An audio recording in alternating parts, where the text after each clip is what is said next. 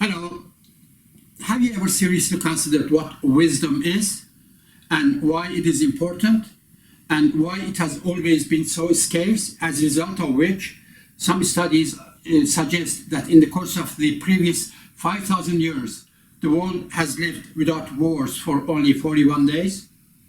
Can you imagine how many times this human civilization has been built and destroyed by human hands, only to be rebuilt again? All of this has happened because of the insufficient human wisdom. And many people might think that the seemingly simple word of wisdom is commonly understood. It is not. To understand its complexity, you might be interested in knowing that the Templeton Foundation made a $5 million grant in year 2011 to the Chicago University and asked them to please explore what wisdom is and how they could acquire and apply it to improve human condition. This university created a team consisting of 35 great scholars, mostly psychologists, and to undertake this project. And they even created a smaller team within this team to send to China for them to explore how the Chinese people perceive wisdom, because many people worldwide believe that Chinese people are wiser than most other people, and there might be some truth to that. By the year 2017, this team concluded their studies, and they announced that not only they could not find a scientific explanation of what wisdom is, but they could not even agree on a comprehensive definition for this seemingly simple word. That should give us an idea about the complexity of this term and for its importance, and especially in the face of this runaway human intelligence. Indeed, we need sufficient wisdom to sublimate and to tame this runaway human intelligence, that without it, that ultimately this runaway human intelligence will devour the very civilization that it has helped to build in the course of thousands of years. And thereby we also observe its importance. My name is Mark Abraham, and I have devoted 25 years of my postgraduate studies to studying the structure and function of the human mind. That has enabled me to solve few mysteries, and wisdom is one of them. With this being said, let us explore what wisdom is, and let us understand why this great team of 35 scholars failed to produce any result. That's because the psychologists are yet to recognize the fact that the human mind is bipolar, and it consists of instincts and intellect. And thereby they are oblivious not only to that, but also to different mental factors, each of which has a particular function of its own, and they work together at the subconscious level and determine what each of us feel, think, decide, and act accordingly. If we are to understand what wisdom is, it can only be understood in this joint function of these triangular mental forces of instincts, intellect, and wisdom that results from their joint function. At the risk of being repetitious, I need to summarize some of the things that I have covered in one of my previous clips for what is to come to make sense. There I have covered that, number one, to understand what it is to be human, we need to find our place in the mix of animals. And thereby I argued that because every aspect of the livelihood of all the lower beings are managed by their instinct and instinct alone, that renders their mind single polar entity consisting of instinct. And the human mind alone is bipolar, and it consists of instincts and intellect. And there also I argued that the instinctive portion of the human mind consists of 17 different instincts. The intellect portion consists of two segments, as I have labeled one of them as the utilitarian intellect and the other as moral intellect. 17 instincts, two segments of intellect, that's 19, and then we also have willpower, makes it 20 different mental forces. The same 20 mental forces govern each and every human ever born. And now we need to understand the properties, mission, and function of each of these mental forces for us to make sense of what wisdom is, where it comes from, why it has always been so scarce, and how we can elevate that to higher levels in all humans. To understand that, we need to grasp the fact that the instinctive portion, as I mentioned, of human mind consists of 17 different mental forces, each of which strives for a well-defined particular objectives. Why they strive for these objectives is because achieving these instinct-induced urges and impulses creates pleasure, satisfaction, gratification, and glory for people. And these set humans in motion and make them act, react, and interact with one another, and life goes on. There I mentioned that instincts, I have proven in my 6 books that result from my studies, I have proven that instincts as a phenomena are unchanging, unchangeable, stagnant, and therefore primitive, number 1. Number 2, all instincts emerge and function in absence and vacuum of intellect and reasoning, and they are totally alien to what intellect strives for, which is to say, when an instinctive urge emerges, these urges are totally impervious to what they pursue is rational, possible, legal, humane or inhumane, fair, just or unjust and unfair, risky, possible, impossible, so forth and so on, all of which comes from the 2 segments of human intellect. They are totally alien to it and they cannot comprehend it. And as such, all instincts are blind from this perspective. And because they all strive for pleasure and satisfaction, they all are utterly selfish. And therefore, these 2 factors render all instincts in humans and in animals blindly selfish. Because the intensity of all the 20 different mental forces varies from one person to another, and that is what distinguishes people from each other, therefore, the strongest of instincts within each person produces the deepest and the most intense pleasure and satisfaction for those people.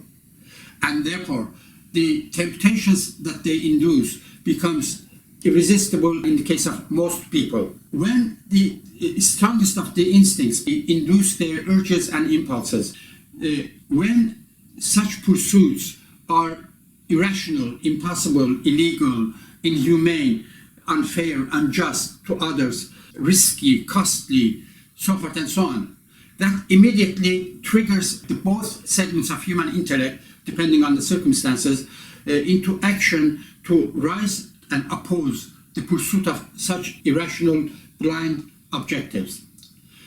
As instincts are blind, for the reason I mentioned, the strongest instincts not only are blind, but they also are blinding.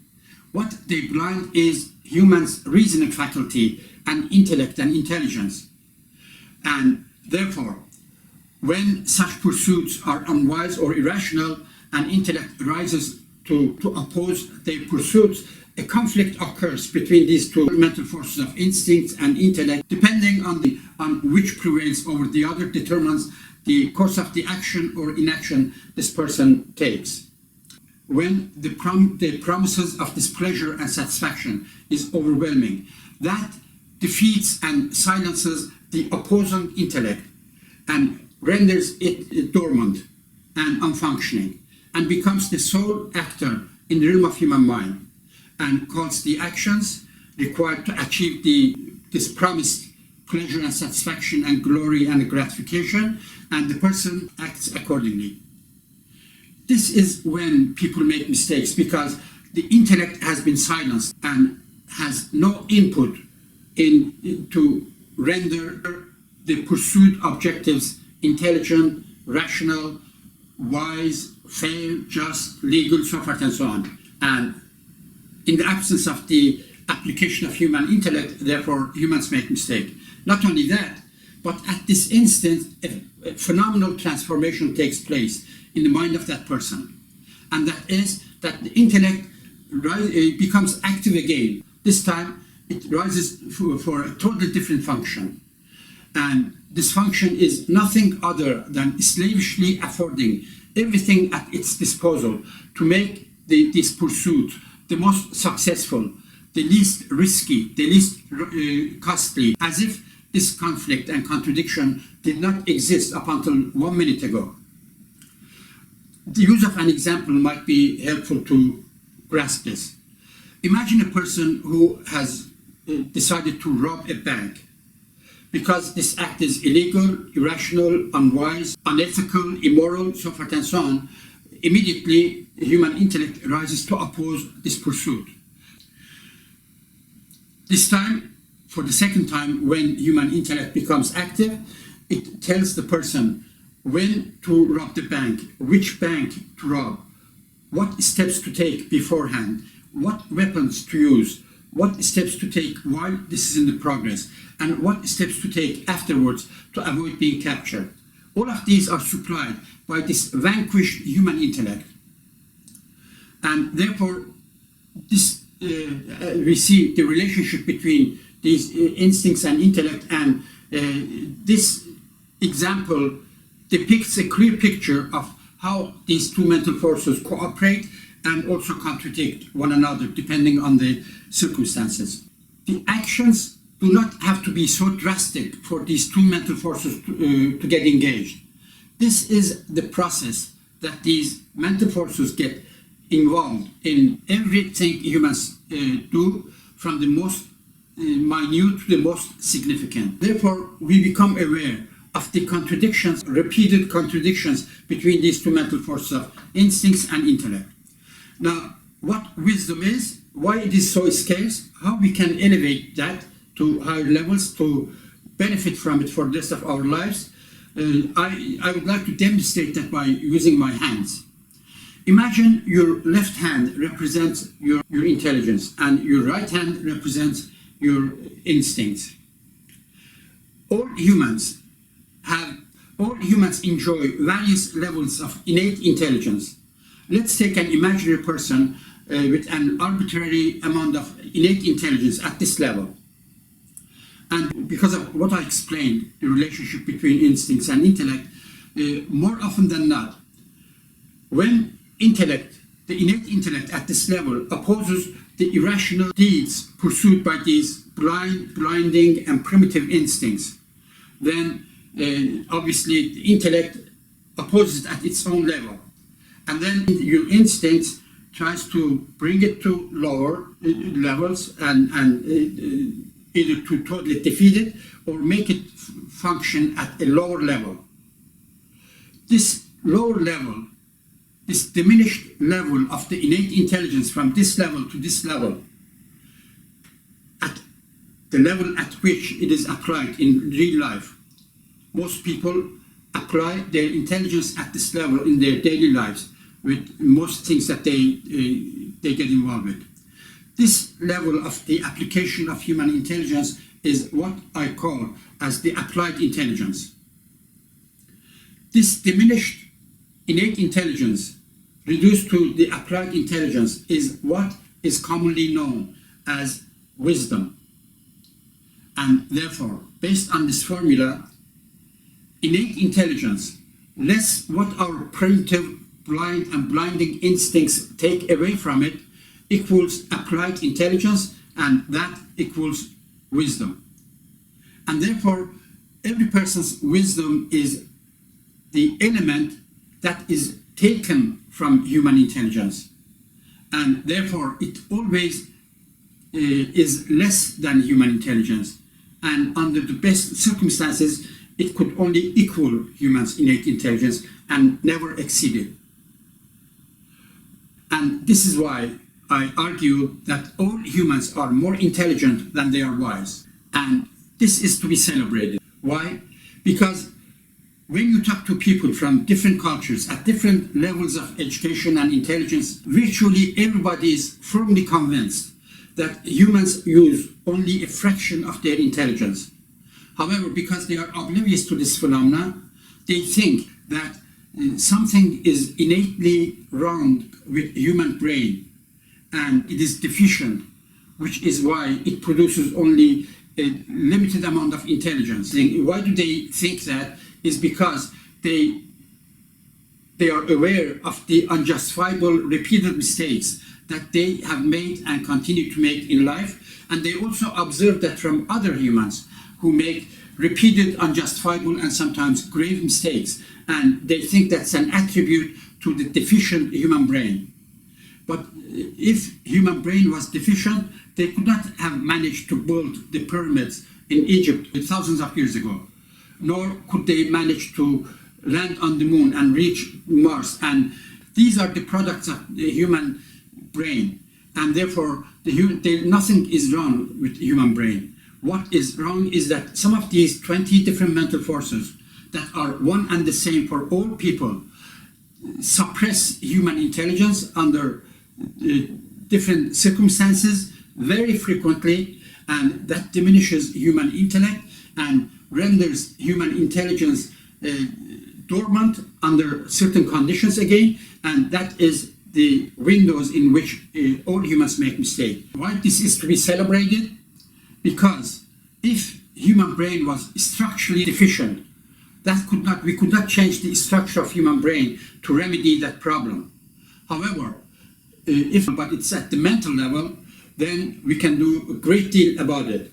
Which is to say, when we become aware of our subconscious mind in which these mental trends take place, then we can not only get to understand what the subconscious mind is, but we can elevate it to conscious levels and have immediate access to it and deliberately manage our mind instead of being managed by it, and thereby diffuse these mental forces of instincts from intellect to the extent we can, and therefore deprive our primitive, blind, selfish instincts from diminishing our intelligence and apply our intelligence more frequently, more effectively, more deliberately, and purge, or at least substantially decrease the frequency and the seriousness of the mistakes we make, achieve more success, and transform our lives. And this study, the interactions between instincts and intellect and their impact on human behavior, published in these 6 books, and the online courses that I will be offering will cover this and a great deal more that I will announce in near future when these courses will be available. And therefore, although we cannot change the structure of human brain to remedy this problem, but becoming conscious of our subconscious mind enables us to achieve this tremendous objective. Now, to validate this claim, let us examine some other studies who are still oblivious to this, and yet they have reached the same conclusions without being able to explain why they have reached that conclusion, which from my standpoint are the right conclusion. Some studies prove that elderly people are happier than younger people, number one. Number two, universally it is accepted that elderly people are wiser people, and they attribute that to the life experience that because of the length of their life in this world they have acquired. And there might be some truth to that. I do not want to totally defy that. But there might be an even more important reason for both why elderly people are happier than younger people and why elderly people are wiser than younger people. Here it is. With age, the intensity of all instincts decreases. When you become of age, most likely you become less greedy than when they are younger, less aggressive than compared to when they were younger, less adventurous. They become less curious. They become less sexually driven. They become less chauvinistic, which is a particular brand of human instincts. They become less manipulative, and so forth and so on. And therefore, with the decreased intensity of these instincts that otherwise diminish humans' innate intelligence, they diminish human intelligence less than they did when people were younger. Because when they were younger, these instincts were more vibrant, more active, more assertive, more forceful, and therefore they diminished human intellect more intensely. When the innate intelligence of younger people are diminished, say, for example, to this level, as compared to the innate intellect being diminished to this level when they are older, the difference between them is the wisdom that we experience elderly people. That's one of them. And the other thing is why elderly people are happier than younger people. It is because, again, because of the intensity and the vibrance of these, all of these 17 different human instincts, people apply themselves to achieve more and more and more, endlessly more, of everything.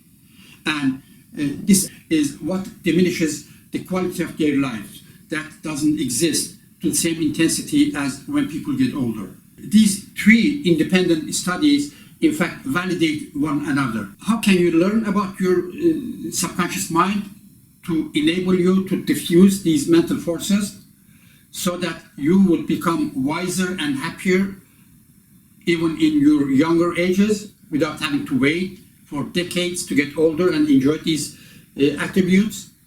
For that, you need to identify these 20 different mental forces that governs you and all other humans, and get to understand the strengths of each of these. The strongest instincts induce the deepest pleasure, and the temptations that they induce become irresistible, and those irresistible temptations is what most frequently defeat our intellect and diminish our intelligence, and we become less wise for it.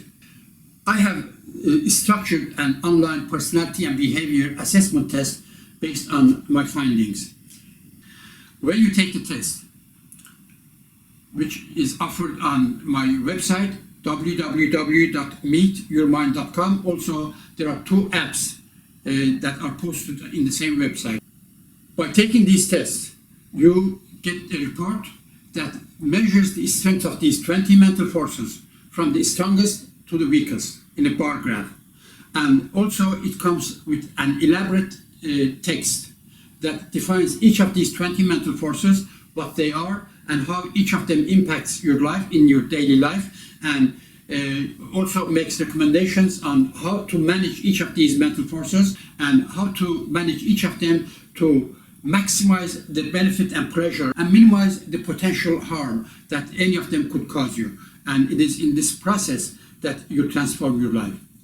Based on this system and based on these findings, in all humility, I argue that this system lends itself perfectly well to increase the ambient human intelligence, wisdom, and thereby happiness in a universal scale, one person at a time with the progression of time. Thank you so much for your time and attention. Be well and wise.